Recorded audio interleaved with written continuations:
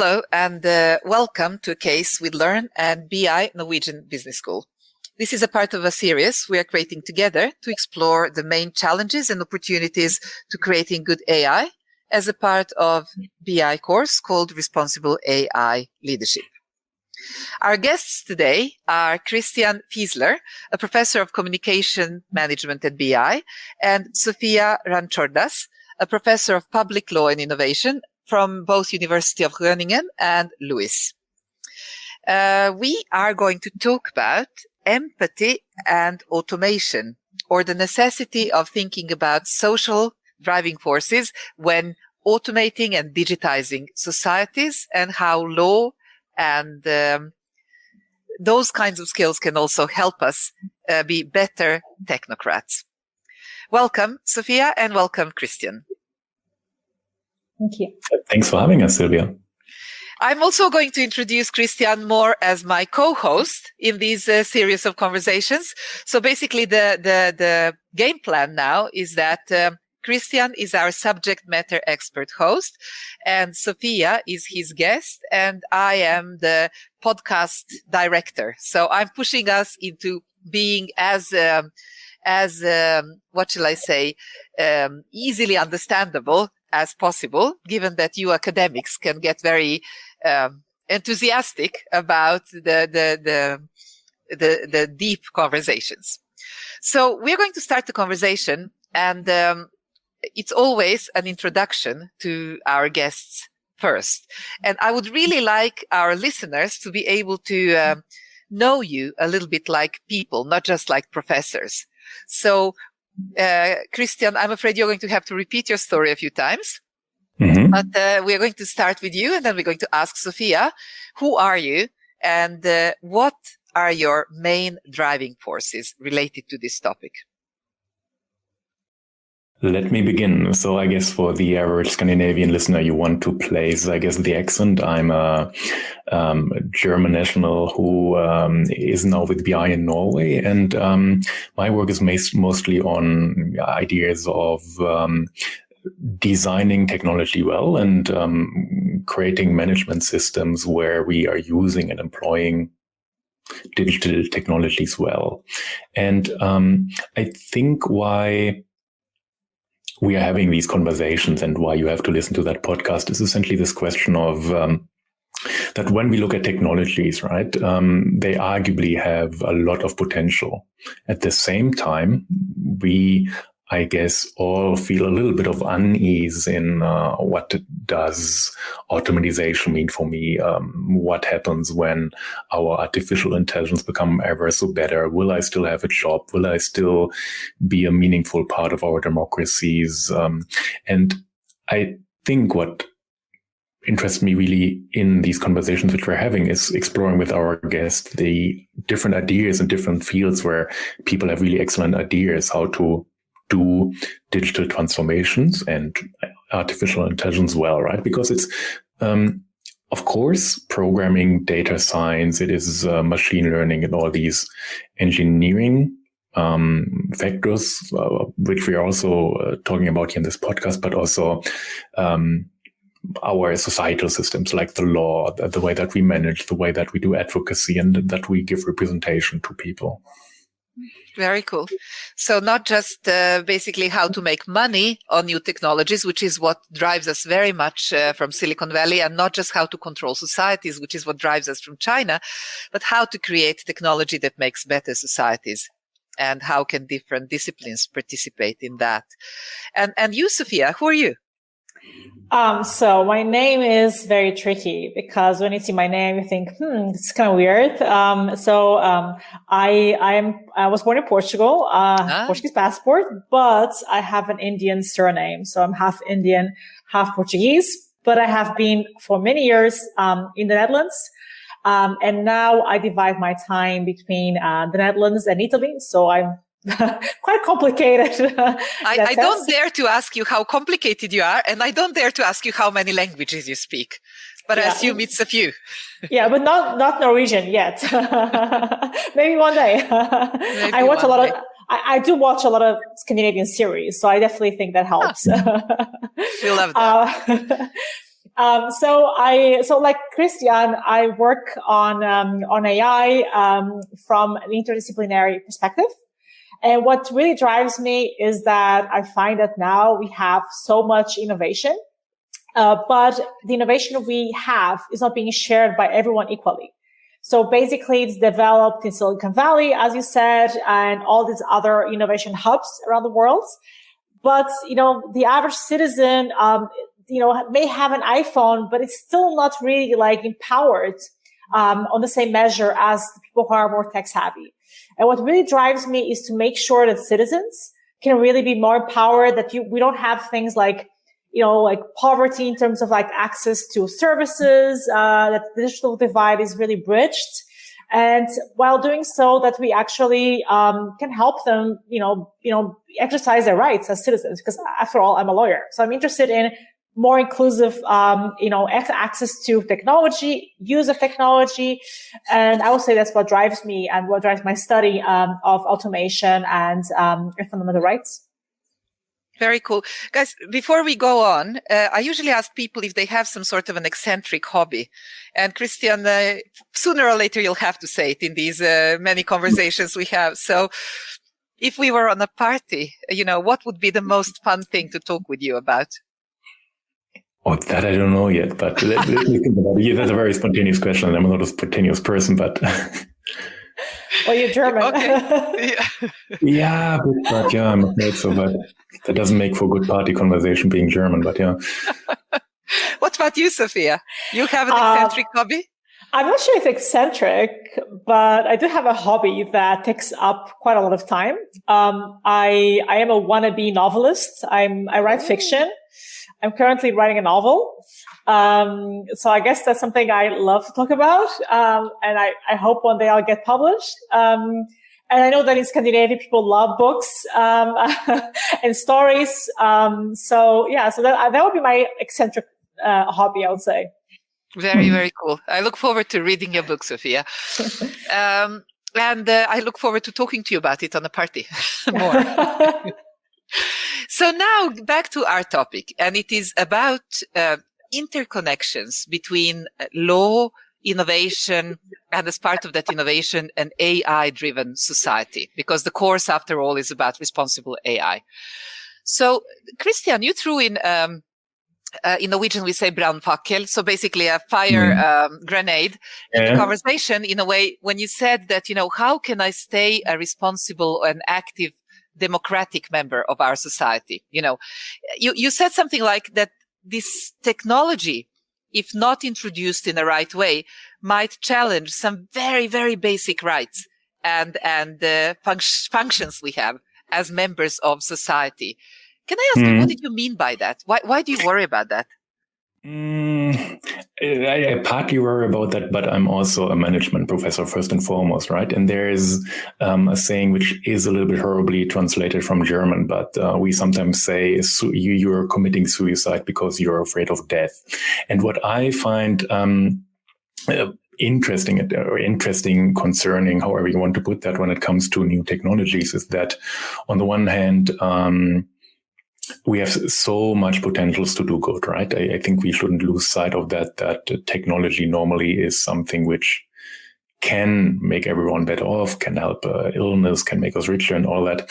But I think everyone is feeling at unease, right? And I think the unease comes oftentimes from this feeling of, I have no real say on that, or nobody's really helping me, or should something happen which is to my disadvantage, where can I get help? So I think it's a bit of a feeling of alienation when it comes to digital transformation. I find that very interesting to strike that balance between not essentially, and that's another maybe very much of a literally translated from German saying, but we don't want to throw out the baby with the bathwater.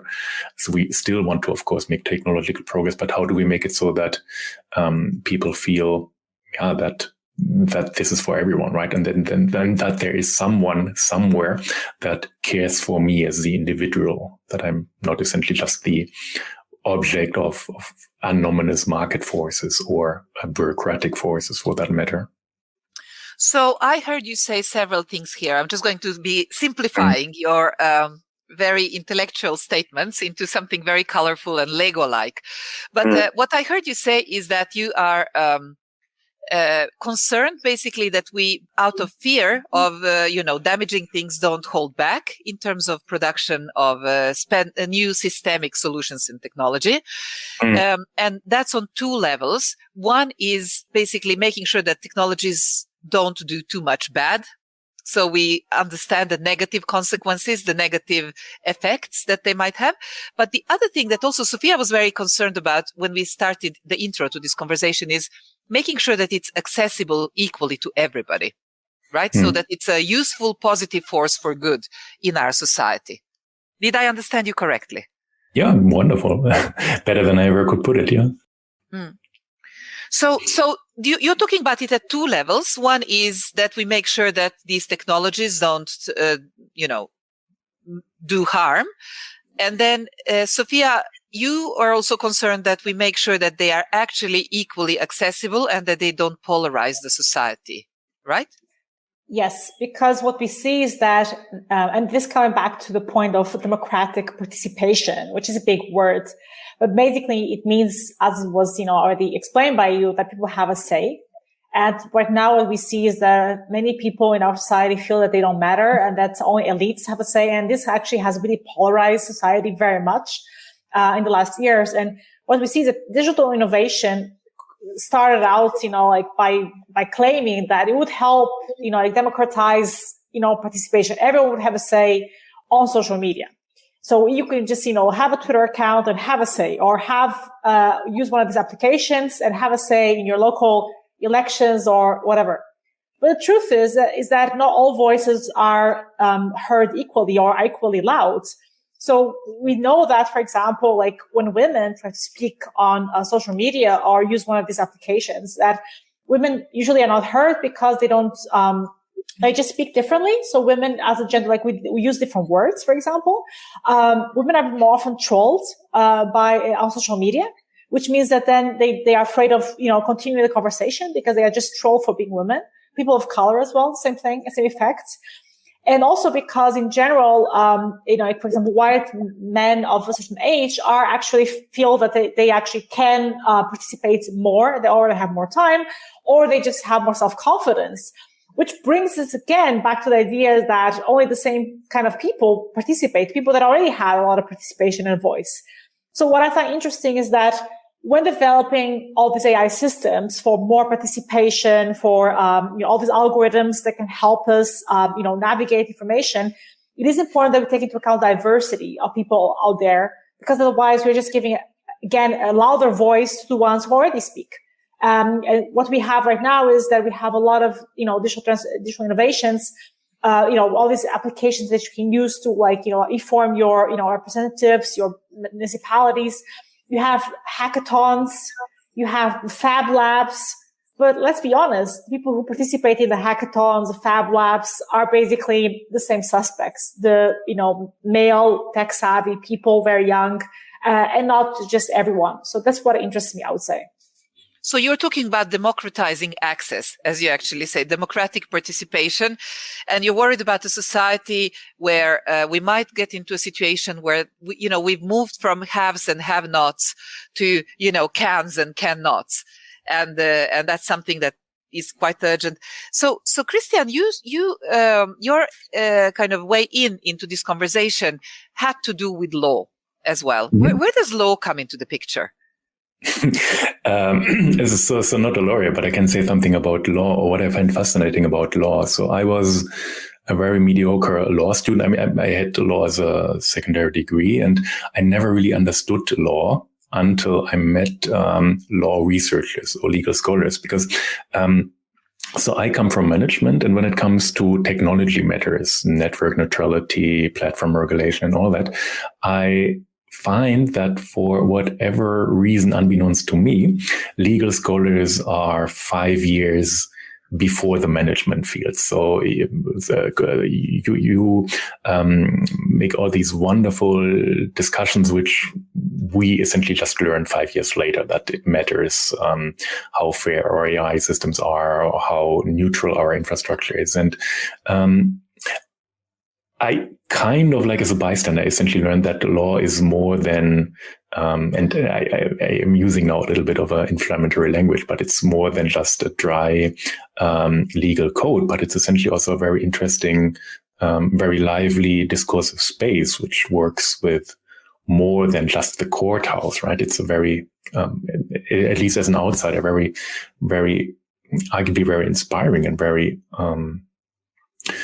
very intellectual space to essentially make all these trade-offs. I think that's a good way of putting that, right? Because what Sofia just said, that it's wonderful to have representation, but in the implementation, right, we have all these then caveats that we have representative spaces, but then it is used by people who are always overrepresented, or maybe we have workarounds which can be somewhat exploited. So all these planning with eventualities, I think that's something which always fascinated me with the law as an outsider, or as somebody who was kind of like more like an interested onlooker. Sofia, I want to play that ball over to you. And basically my question is, and Christian, by the way, dry legal code is not inflammatory language. It's colorful language, very well suited to a podcast format. It's a bit of an argument of ignorance, however, but because what I don't understand can be very interesting to others. Yeah. I had a similar experience actually, where a couple of really excellent legal scholars showed me that it's almost like a game you're playing. It's and you have to understand the basic elements, which is the legal code, and then it's how do you put it together, and which argument do you want to pull, and where do you want to go, and what do you really, really care about that drives it. And that's when I had a similar epiphany like you, that it's a super exciting field. And so to you, Sofia, I am worried. I'm more worried than Christian. And I'm worried, especially after reading a book like, let's say, Surveillance Capitalism by Shoshana Zuboff, that worries that our futures are in many ways owned by the people who own the data and the algorithms, the big five. And it seems like there are very different, both cultural and regulatory systems, where the US lets them get on with their market-driven innovation competition. In China, it's very much, driven by their social needs and state-driven. While European Union seems to be one of the very few places in the world where we are actively using law to drive the sort of forces that you talk about. Is that your impression? And why is it so? Or, what good are we doing at the moment? Well, first of all, I also agree that law is definitely not just going to the courthouse and just having this inflammatory pleas. If you ever watch Modern Family, there's a very funny episode where Mitchell actually goes to court, and he has never been to court, so not very often, and then he just plays the role of an actor in courts, by shouting shame at the court. And that sounds like, very well what the expectation of the average law student is when they come into law school. They think that they will only go to court. Actually, most students do not go to court ever when they actually graduate. So it's actually funny, because our role in law is exactly to actually draft frameworks like puzzles, and also like puzzles that we can stretch. So that is the idea of law, to basically be able to stretch things. And what happened was that for many years, the European Commission had this framework for digital innovation that was being stretched to the maximum. And it worked in the beginning, but it then got really outdated. And the European Commission really realized that it was getting outdated, and it was being used to violate, citizens' data, the right to privacy. And because of that, there was a growing, concern about the need to actually redefine this puzzle, this framework. Because you can't just go to court and just shout shame at Google, that doesn't work. You won't get anything out of it, to be honest. You might get some money, but they have plenty of money. That's not a way of shaming them, I would say. So the European Commission is definitely, the European Commission as being the regulator here, the key regulator in Europe. They are definitely being a trendsetter for the rest of the world. And I mean, there's something called even the Brussels effect that Professor Bradford coined. And that is the idea that in Europe, we are concerned about protection of European values like privacy, much more than the Americans. But I would say that right now we are not, like in some years ago, we were very focused on protecting our values, our rights, being precautionary. I think now we see that Europe also cares about innovation. So you see that there is a growing need to balance this, approach to the big five, but also in general to innovation and also fundamental rights. So I would say that gradually, I think the US and Europe will probably be brought together when it comes to regulation. But right now, you're right that Europe is really being the trendsetter, trying to protect consumers, our values, our rights, our privacy, much more than the Americans. And the Americans are slowly getting there. Like slowly, there are some, like, I think having now Lina Khan at the Federal Trade Commission, I think this will help because she has been someone that has really pushed against the big tech. So I think we're moving like in direction of convergence. But of course, it's very different from China because China has a system where everything is basically conceived by the state. And as you said, the needs of the state, of the citizens are always, merged together. But at least the difference is that in China, you know what you have in the sense that everyone is being controlled. I know we know that. But in Europe, we're also being controlled. And in the US as well. It's just that it's more opaque because the ones who profit from all the control and data are private parties mostly. And they can use it in ways that we don't really see and understand. So this actually goes back even to the book Black Box by Frank Pasquale. So in a way, I think it's important to have more regulation on this. But I think it's also important to have regulation that, again, balances the development of, digital innovation with the protection of European values. So I think in that sense, I think the European Commission is getting there, but the US is also trying to balance its approach, I think. I'm going to try to legify your story now. And what I'm thinking is that this, and you're actually talking about what also Christian introduced his main concern in this conversation with, and it's that, innovation and good management of values can both be done by law, and they're not always in contradiction. And I think back 10 years when I remember hearing people from Google say that, well, in a fight between privacy and personalization, because basically we are looking for personalized services, all of us in these automated AI times, but they say in a fight between, and you can't have both, right? It's they go at balance with each other. But people often give up privacy in order to get personalization. And this is where Europe is trying to help us not give up too much, basically. And it's really, really interesting to see how you guys are now building this into a tool for growth rather than a tool that stops innovation. Yeah, exactly. Also because what we see is that people trade their privacy for convenience because we don't see the price of privacy. So we don't see the price of personalization. Personalization is efficient. There is economic evidence on this. So it's very efficient to have personalization of prices and even advertisements. It's incredibly efficient.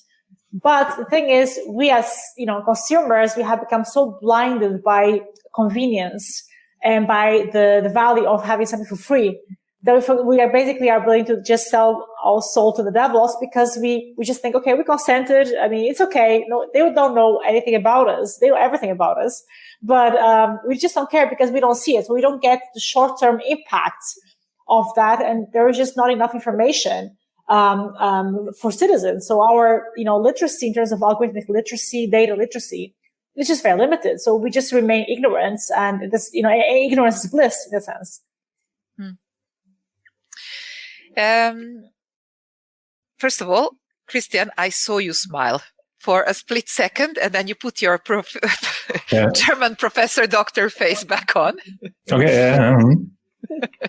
Second of all, I would love you to ask now, Sofia, as your guest, really, what is the main idea you would like to extract from her head for this conversation? Extract from her head. That sounds very exploitative, like we normally accuse some players on the AI industry on that, right? But I think what I find interesting in your work, Sofia, is this idea of we are essentially, especially as a lawmaker, right, somebody who needs to be or is supposed to be objective and benevolent. We are arguably talking about a moving target, right? We're talking about technology which changes ever so quickly, where maybe even the people that design the technology don't understand all its implications. What do we do as lawmakers, or how do we make these systems work that we essentially somehow suffice these goals that we have? We want to protect the people that might not have all the literacy. The people might want to should feel included. Is there anything we can do as legal scholars or legal practitioners to essentially deal with, I would think, a moving target technology where not everyone understands and can understand where this is essentially going or what implications it might have down the road? Yeah, I think we can do a few things. As I said, one of the features of law is that it can be elastic. It's not always elastic. So in law, we basically regulate people by either setting principles, very open norms. So basically the principle of equality, for example, everyone should be treated equally. That is a principle. It's very big. It can be very elastic. And that is something that is more future-proof. But we also regulate by offering rules, which can be very specific, and they become very easily outdated. So, for example, when you have rules on all this little features that an iPhone should have, for example, these are just rules that can become obsolete when a new model comes up. So, I think the first idea is that when designing rules for digital innovation, we need to make sure that we place our bets more on principles because they're more elastic. We can stretch them more. Also because the key idea of regulation right now is mainly to manage risks. How risky is an activity for a human? I mean, we cannot prohibit AI. AI is efficient. It will not go away. It's good for our society. But we need to manage its risks. So law is all about managing risks these days. And the idea is basically that we develop systems and mechanisms that are elastic enough to manage these risks so that we actually don't end up in the hands of Google or whatever, and in a way that can be extremely extractive. But at the same time, these principles have to be good enough and specific enough to help people enforce it, implement it. So I think in a way it's about having this balance and making sure that regulation is about managing risks. I would say that's the first point. And the second one is that the same way that AI is personalizing advertisement and services and price and everything, my question is, why don't we also use that idea for law, in the sense that, we should also take into account the diversity of the population. Not everyone is equally tech savvy. Not everyone can read and write in the same way. Not everyone has the same digital skills. So maybe we should also take that into account when implementing the law. And this is a controversial idea that I exposed in one of my articles on empathy, because empathy, the idea of having compassion for people, the idea of placing yourself in the shoes of others, is very controversial in law. Because in law, the idea is the law should be equal for everyone. But this is actually just, the idea of law being equal for everyone is actually something that we just teach, to you, like to management students who are learning law. But when we actually study law in depth, we see that equality means not that law should be equal for everyone, but that some inequalities have to be taken into account. So basically, the idea of introducing empathy in digital innovation, the regulation of digital innovation, is that, law should be equal for everyone, but when you have some extra troubles having access to digital innovation, using digital innovation, those extra troubles, could be your financial situation, could be disability, could be anything else that is relevant, that will be taken into account to make sure that your specific situation is considered. So if you, for example, you are a mother of, 3 children on social welfare, you might not be able to actually engage with digital technology in the same way because you are overwhelmed with work, with struggling with financial needs. So perhaps it would be good to have some extra assistance there. And that my key idea is basically that, okay, we design, a regulation for digital innovation that is, okay, that balances, principles, that balances different needs, but also takes into account, situation of citizens. And that is what I basically call, empathy, in our digital state. Last 2 minutes, I'm going to spend 10 of them summarizing what I just heard you say, Sofia, and then I would like our host to tell us what's the most important idea he's now stuck with after this conversation. So I heard you talk about elasticity in law, and that's a new idea for me. I thought, law is the law and it's based on history and we just develop it going forward based on things we've seen.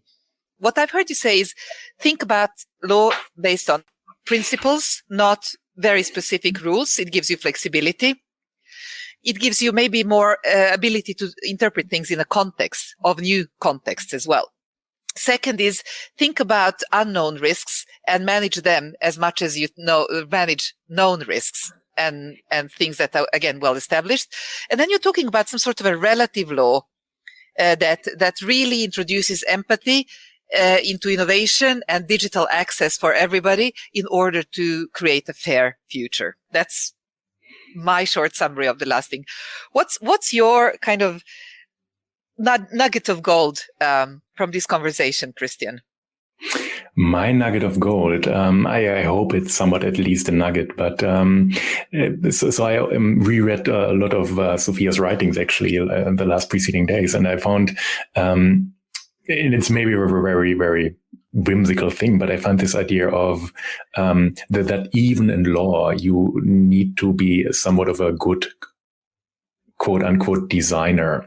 I found that very interesting because in design science or user interface design, we have the saying that the inmates are running the asylum. So if essentially just people who never are, for instance, faced with in design science with the hardships of actually using a system, maybe in our case or in Sofia's case with the legal practitioners, with never having felt discrimination or alienation, that this idea which Sofia proposes of empathy, I think is a very interesting point, and I think a very, very needed point to essentially make sure that when we now have systems which increasingly removes the human out of the equation, or at least for the immediate act of being governed, right? Kind of like having a decision made by a system on you, that there's kind of like this additional, not human in the loop, but this essentially institutional idea of empathy to